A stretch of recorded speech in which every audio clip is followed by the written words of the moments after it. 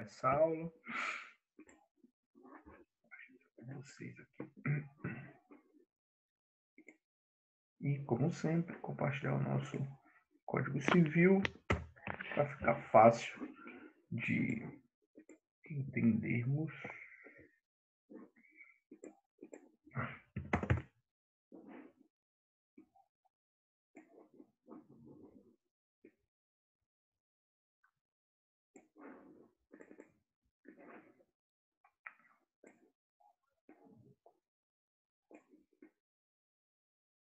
Pronto, agora conseguimos desenvolver. Então, bom dia mais uma vez para todos vocês. Falaremos hoje sobre o primeiro tipo contratual, que é a locação de coisas. O tema locação de coisas está regulado dentro do Código Civil.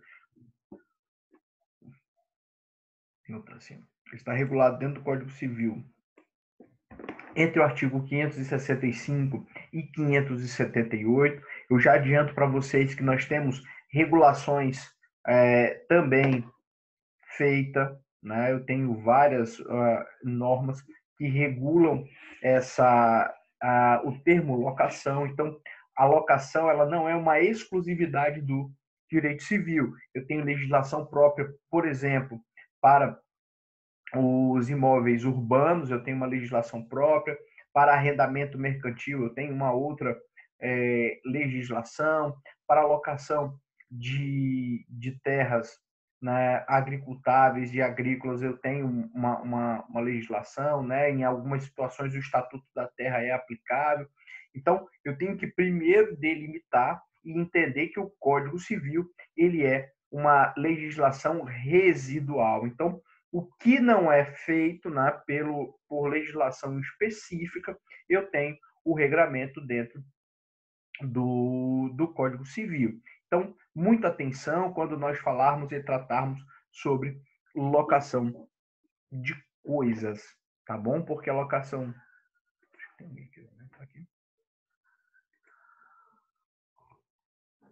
Porque a locação que é abrangida pelo direito civil, ela é residual.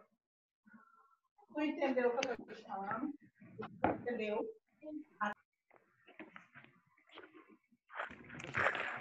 Fica melhor para mim.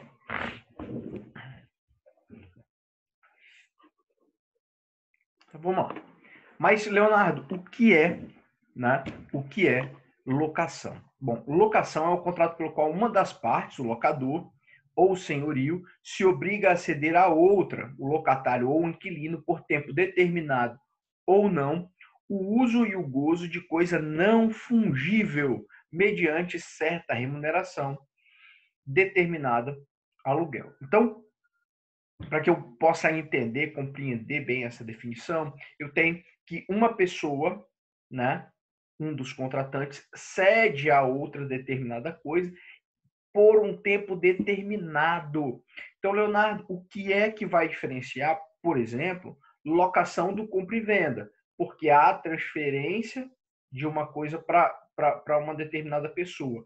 Primeira diferença, no compra e venda há transferência de domínio, enquanto aqui na locação eu não transfiro o domínio, ou seja, a pessoa que passa a deter a coisa, a ter a coisa, ela não é dona dela. Ela tem dois aspectos que nós chamamos o uso e o gozo. Então, eu posso começar, né, diferenciando o contrato de locação de outros tipos contratuais, exemplo do compra e venda, porque no locação não há transferência de domínio, ou seja, a pessoa não passa a ser dona da coisa. Então, essa é uma primeira diferença que eu posso fazer com relação ao contrato de compra e venda. Leonardo, olha, quando eu vejo locação, me vem à mente a ideia de utilização por um determinado tempo. Exatamente, é uma outra situação muito importante, que eu consigo diferenciar o compra e venda do locação. Aqui é um contrato por tempo determinado, né?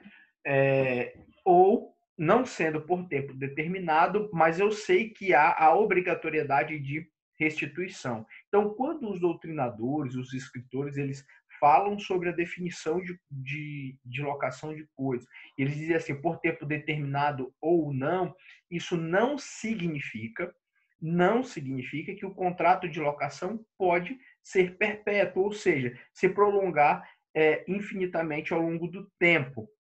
Não, o contrato de locação ele é feito sim para terminar, mesmo que quando no momento do ajuste da locação, as partes ainda não saibam exatamente quando ele vai encerrar, ou ainda não tem essa noção de quando ele vai encerrar, mas elas sabem que o contrato de locação ele vai encerrar e a coisa será restituída ao proprietário e o pagamento será cessado, tá bom? Uma outra definição aí do professor Pablo Stoso, ele diz que é o negócio jurídico pelo meio do qual uma das partes, o locador, se obriga a ceder a outra, o locatário, por tempo determinado ou não, o uso e gozo de coisa infungível mediante certa remuneração.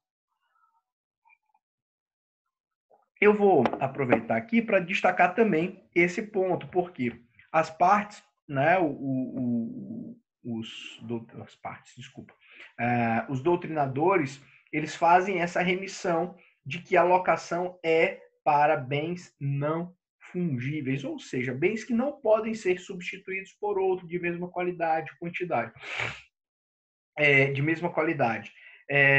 Por que isso? Porque então não se trataria de uma locação, mas de uma venda, né? Mas de uma venda se o bem fosse substituível. Então, uma das características da locação é que ela não pode, o objeto da locação não é passível de substituição, ou seja, a coisa que foi entregue, ela deve ser devolvida exatamente a mesma coisa. E como acontece em alguns outros tipos contratuais, com o locação de coisas, a lei também traz o que nós podemos chamar de definição. Olhem, observem o que diz o artigo 565. Na locação de coisas, uma das partes, locador,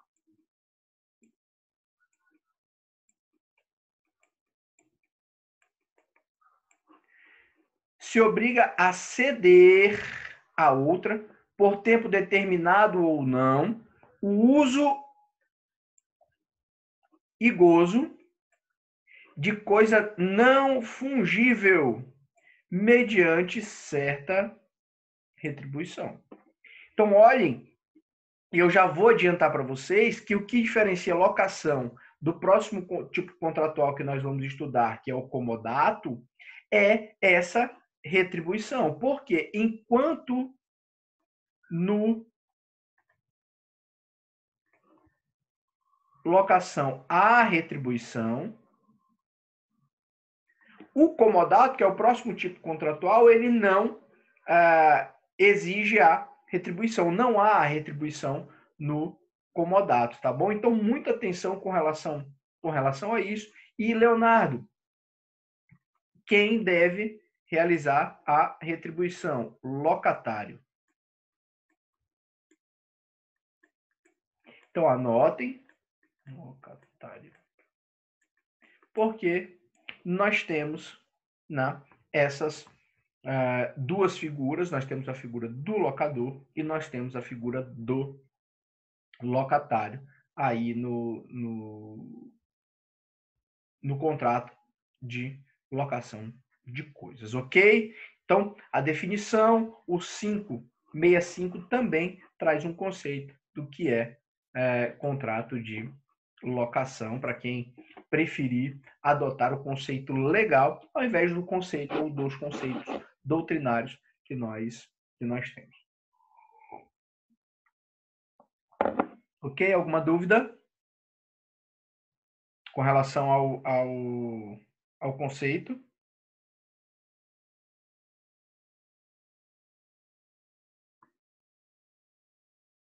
Alguma dúvida?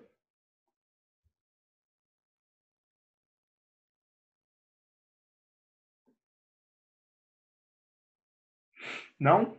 Então, beleza. Vamos tocar para as características e pontos relevantes do contrato de locação de coisas. Meus amigos, já uma introdução que eu queria fazer com vocês. O contrato de locação, ele é muito antigo. No direito romano, nós já conseguimos identificar a presença do contrato de locação.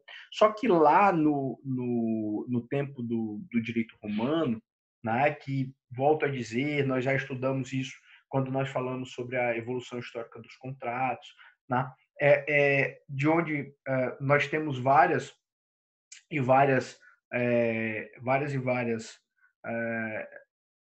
formas de influência no nosso direito contratual, mas lá no direito romano, o contrato de locação, ele além do locação de coisas, ele tinha uma previsão também que era o locação de serviço, né? O locação de serviço. O locação de serviço, ele tinha, né, ele existia na época do direito romano e consistia na prestação de um serviço apreciável economicamente. O que isso quer dizer, né? Isso quer dizer que a pessoa ia lá e realizava uma determinada tarefa e aquilo era conceituado, aquilo era tido como locação de serviço. O nosso sistema não adotou essa ideia, né? E o que antigamente era conceituado, tido como locação de serviço lá para o direito romano, nós hoje apreciamos essa figura, nós temos essa figura, só que com o nome de prestação de serviço, tá bom? Então, ele não se encaixa, se vocês lerem essa definição, né, tentando encaixar dentro do nosso sistema aqui de alguma maneira, saibam que não foi admitido ou não é aceito, visto desse modo no nosso sistema atual, tá bom? O nosso sistema, ele separou o prestação de serviço do locação de coisas. Então, aqui dentro desse regramento que eu trouxe para vocês, único e exclusivamente nós vamos falar sobre a locação de coisas, tá bom? Eu também gostaria de fazer uma observação. Não é objeto da nossa ementa aqui, da nossa possibilidade de tratar, né? A locação de imóveis urbanos, que está regulado pela Lei 8.245, de 91, óbvio que tem alterações, mas essa legislação, ela não é objeto da nossa ementa, mas ela prevê a locação de bens imóveis urbanos. Então, eu indicaria que dessem uma lida e, eventualmente, nós podemos marcar uma aula extra para falar um pouco sobre essa lei. É uma lei muito importante, mas não está abrangida aqui dentro do nosso programa de estudo, tá bom? Ok? Então, Leonardo, o que é que basicamente vai restar para ser regulado pelo Código Civil? Pessoal, em suma, né, hoje, o locação de coisas dentro do Código Civil, ele regula, ele regulamenta, né, ele regulamenta locações de bens móveis. Basicamente é isso. Basicamente é essa regulação que é feita pelo Código Civil. Basicamente é essa regulação feita pelo Código Civil, tá? E aí nós temos que estar sempre focados nisso, porque o que nós vamos falar aqui, o que nós vamos crise de rinite. Nós vamos falar o que nós vamos abordar, né? Sempre vai estar relacionado, eu sempre tenho que pensar a partir da locação de bens móveis. Eu não sei se eu já falei isso para vocês, mas um modo, né, que te facilita muito o estudo do direito, te facilita muito. É sempre a partir da leitura de um artigo, de um tema, você criar uma situação para isso, né? Você imaginar uma situação dentro do tema, dentro da regulação, para poder viabilizar, pensar a aplicabilidade disso, tá? Então, o que que eu faço, né? Como eu já sei que, por exemplo, locação de coisa dentro do Código Civil, ele está voltado basicamente para locação de bens móveis, eu procuro trazer uma situação atual. Hoje, com o boom da Uber, qual é um tipo de locação que tem sido muito frequente? Locação de veículo. Né? Então, a locação de veículo é algo muito frequente. Então, a partir do nosso estudo, eu passo a olhar a partir da ideia de uma locação de um veículo, de um particular para um outro particular. Né? Eu acho que eu até falei já na sala, já comentando com vocês, eu utilizava, né, antes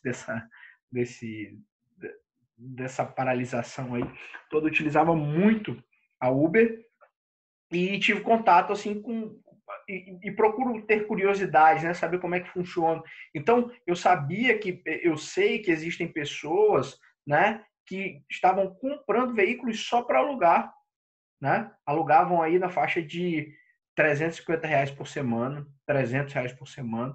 Então, ela comprava o veículo e alugava o veículo para que a pessoa utilizasse a plataforma Uber. Então, você imagina aí a situação, a quantidade de contratos de locação, né, que não tem sido feitos a partir disso. E esse contrato de locação do veículo para quem vai fazer a Uber, ele está regulado aqui, ó, a partir do artigo 565 do Código Civil. Tudo bem? Então vamos lá. Quais são os elementos, né? Os elementos essenciais que devem existir dentro de um contrato de locação. Primeiro, tempo. Como eu disse para vocês, embora haja a locução por tempo não determinado, né? Porque diz por tempo determinado ou não, então ele está dizendo que eu posso criar um contrato, eu posso ter um contrato de locação por tempo indeterminado, sim, e nós já falamos exaustivamente sobre isso. Tempo indeterminado não é sinônimo de perpétuo. Então, eu não posso imaginar que há uma locação perpétua. Significa que as partes não querem, não desejam, né, ficar, que elas desejam ficar eternamente vinculadas. Não é isso que é falar.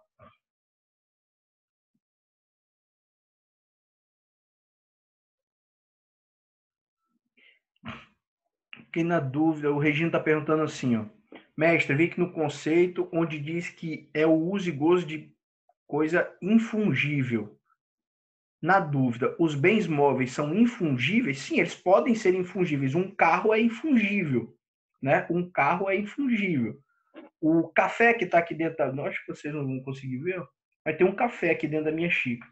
O café, o líquido que está aqui dentro da minha xícara, ele é um bem móvel, mas ele é fungível. Ok? Ele é fungível e consumível. Né? Eu uso, acabou. Como é que, imagina aí, eu vou te alugar 1 quilo de açúcar? Como é que eu vou te alugar 1 quilo de açúcar? Não tenho como te alugar 1 quilo de açúcar. Por isso que ele é não fungível. Tá bom? Ou não fungível ou infungível, tá? Os dois modos são corretos. Tá bom, Regina? Ok? Infungível ou não fungível são sinônimos, tá? O que não é possível é a locação de um bem móvel fungível.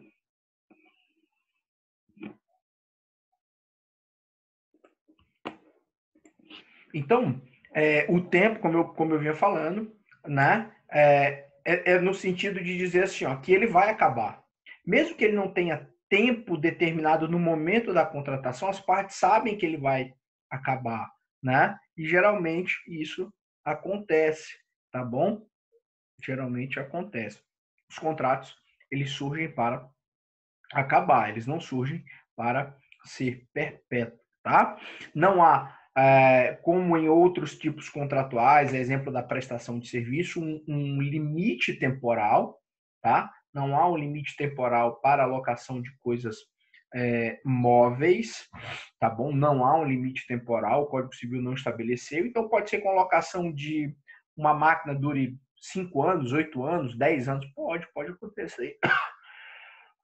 Pode acontecer que tenhamos uma locação por 10 anos. Sim, é possível uma locação por 10 anos de uma máquina, de um equipamento agrícola. Imagina, um equipamento agrícola, um investimento muito grande, a pessoa, não, eu vou alugar durante 10 anos.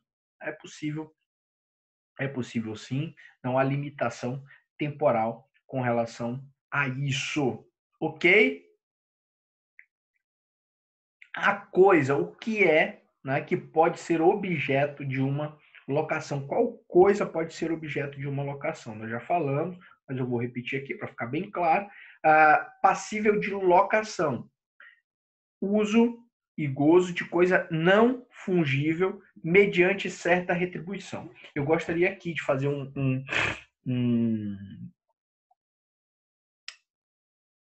uma parte aqui para vocês, porque se admite, né, é admissível, mediante convenção das partes, que objetos que naturalmente são fungíveis, eles possam ser locados. Então vamos lá para a explicação. Vocês anotaram aí, entenderam bem o que eu falei, né? Para ficar bem claro, assim, para ficar absolutamente claro para vocês. O vinho que está dentro de uma garrafa de vinho, ele é fungível, ok?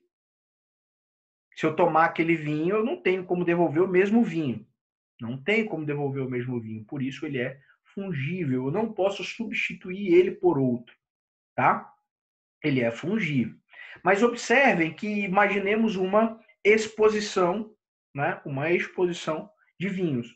E eu sou o proprietário de uma garrafa de vinho muito valiosa, uma garrafa de vinho muito assim apreciada. E aí alguém diz, Leonardo, olha, eu quero alugar a sua garrafa de vinho para apresentar ela ao público, para que ela seja exposta. Observem que, embora naturalmente esse vinho, né, o que está dentro lá da garrafa, ele seja um bem fungível, porque ele não pode ser substituído por outro, nesse caso, o acordo entre as partes, né, é de que aquele objeto passe a ser tratado como não fungível. Né? Por quê? Porque não vai ser utilizado para tomar. O vinho não vai ser tomado. Né? Então, óbvio, não teria como substituí-lo, né, por um de mesma qualidade. Então, atenção que, excepcionalmente, se admite a locação de bens que naturalmente seriam fungíveis, tá bom? Que naturalmente seriam fungíveis, porque o vinho ele serve para beber, ele não serve para outra coisa, né? Naturalmente o vinho é para beber. Então, naturalmente eu classifico ele como fungível e consumível, naturalmente. Ele é fungível, tá? Porque ele poderia ser substituído, mas pela convenção das partes, ele passa a ser não fungível. Ok? Alguma dúvida com relação a essa possibilidade?